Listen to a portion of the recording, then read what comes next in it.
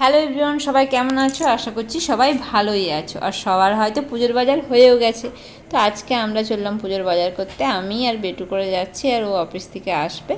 আমরা যাচ্ছি গোলবাজার। এটা ব্রিজটা দেখে বুঝতেই পারছো, পুরো একদম রেলের প্ল্যাটফর্মগুলো দেখা যাচ্ছে। তো আমরা যাচ্ছি গোলবাজার বাজার করতে। কিন্তু মেঘলা মেঘলা ওয়েদার, বৃষ্টিও আসতে পারে। কিন্তু রেনকোট নেইনি, বাড়িতে রেখে চলে গেলাম সাহস করে। আর রেনকোট পরে গাড়ি চালাতে খুব অসুবিধা হয়, আর ভালো লাগে না। রেনকোট পরে প্রচণ্ড গরম লাগে। তো চলে গেলাম প্রথমে শাড়ির দোকানে। তো দেখো, এই যে শাড়িগুলো দেখিয়েছিল, তো আমি কোনটা নিলাম সেটা তোমাদেরকে অবশ্যই দেখাবো। এখন দেখে যাও, তারপরে আমি দেখাবো।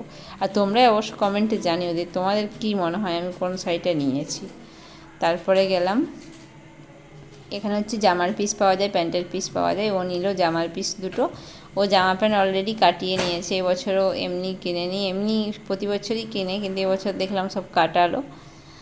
আর এখানে এসেছি বেটুর জামা প্যান্ট নিতে, কিন্তু এখানে পছন্দ হলো না। এই যে এখান থেকে নিয়েছি প্যান্টগুলো, আর জামাটা আরেকটা দোকান থেকে নিয়েছি। এটা হচ্ছে রূপম, আর জামাটা নিয়েছি লাভলি ড্রেস থেকে। ও ছোটোবেলা থেকে গোলবাজারে এই রূপম, লাভলি ড্রেস, এই দোকানগুলো থেকেই ওর ড্রেস নেওয়া হয়।